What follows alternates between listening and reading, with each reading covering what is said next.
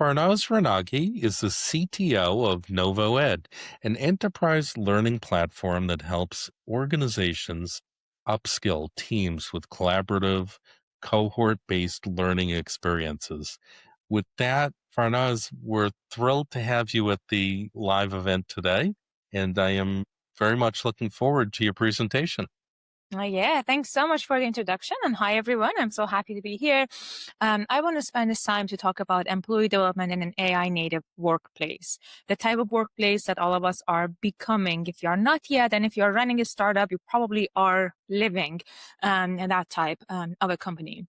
First, let me start by telling you a little bit more about what NovoEd is and what we do. We're an enterprise learning platform that was created 14 years ago as part of my PhD at the Stanford Social Algorithms Lab. I'm one of the co-founders and also the chief of product and technology now at NovoEd. Our platform has its roots in delivering the type of learning online that not only brings together, helps them learn from each other, but also includes a different ways for people apply knowledge and learning into real world job relevant situations, scenarios, projects, and receive different forms of feedback on their work. And as a result of this type of training, this type of learning and development experience, our technology enables HR and L&D teams to drive better alignment and connection across the organization, to enable a talent mobility and retention.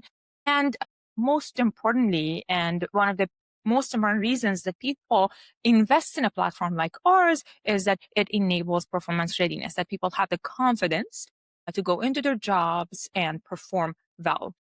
Our platform is used by enterprises across the Fortune X100, and as well as the best training brands out there. For example, you see IDEO University up here, if you're familiar with the design firm, as well as universities, exec ed in universities. Some of Stanford's highest impact programs are run on NovoEd. Now, let's talk about a context that's relevant to all of us here as technology leaders. We are living the type of job experience where our work is being redefined on the go. The roles are blurring in our organizations. I want you in the space that you are, raise your hand if you have a head of product or a product manager who has come to you with a vibe-coded version of their idea over the weekend and asking you, hey, can we launch this? Or how many of you have posted roles for a forward deployed engineer or for a product engineer, for someone who is doing both development work but has a good understanding of solving problems and user experience, and they're expected to do more than just build? Our software development lifecycle is becoming more and more agentic. And we have even large companies like AWS writing memos about accountability, about ownership of code, and being able to tackle the downstream challenges that may come with code that was not written by engineers.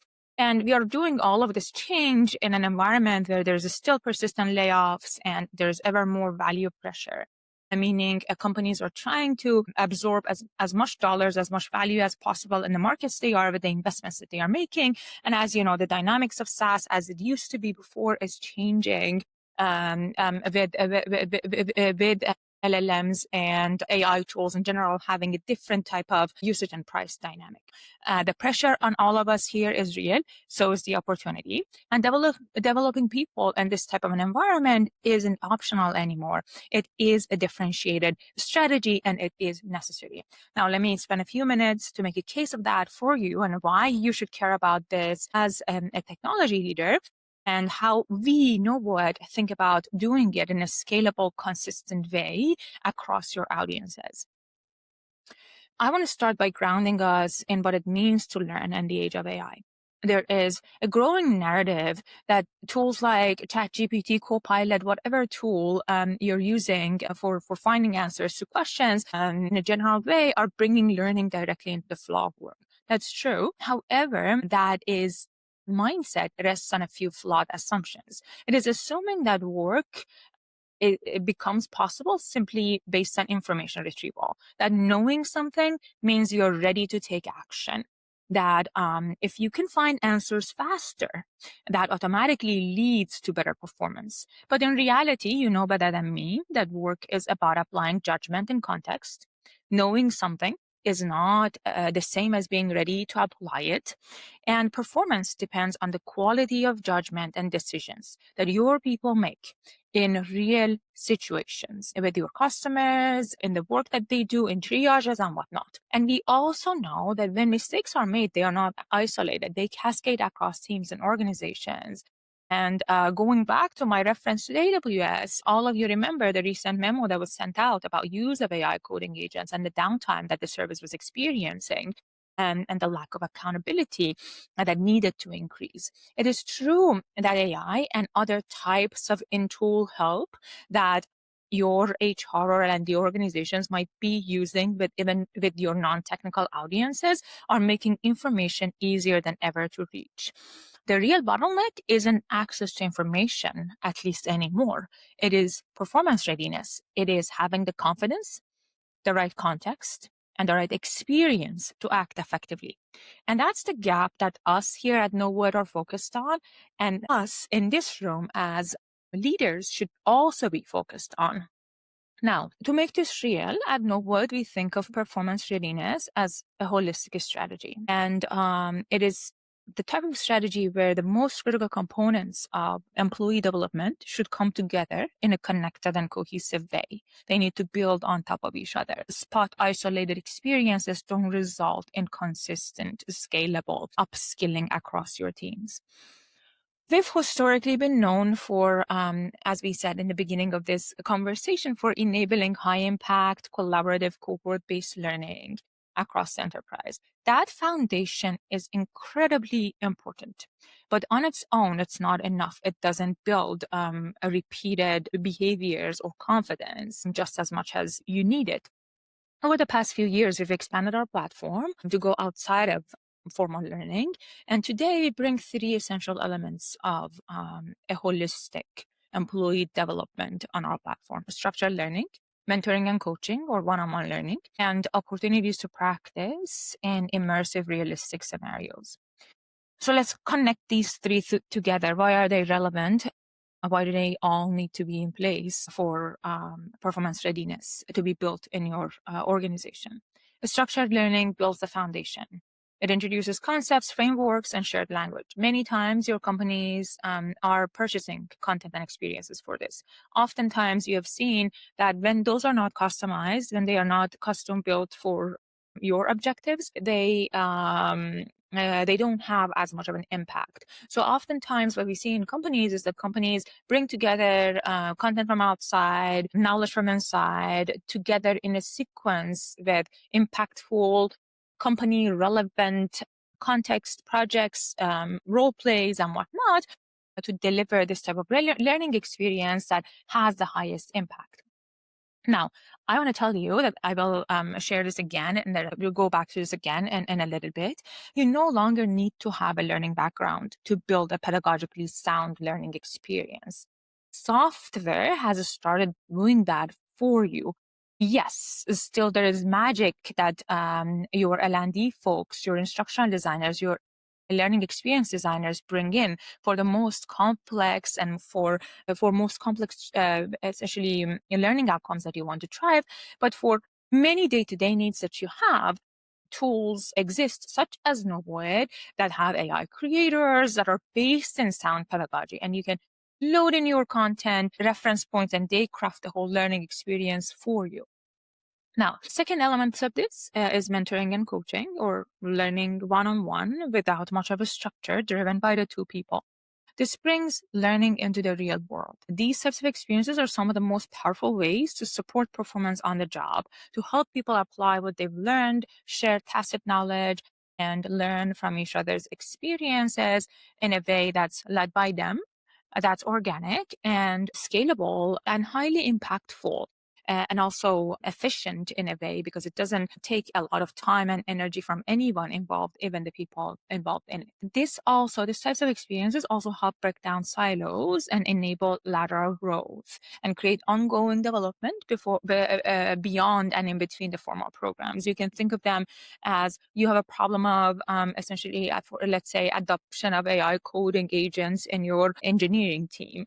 And you have the pioneers who are doing so well, and you have a lot of people who are lagging behind, and they're not finding either the right time or the right approach to use them.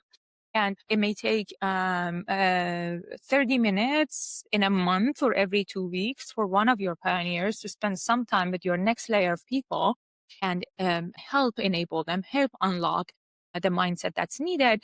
But it's really impactful in this world of more horizontal teams and smaller layer of management.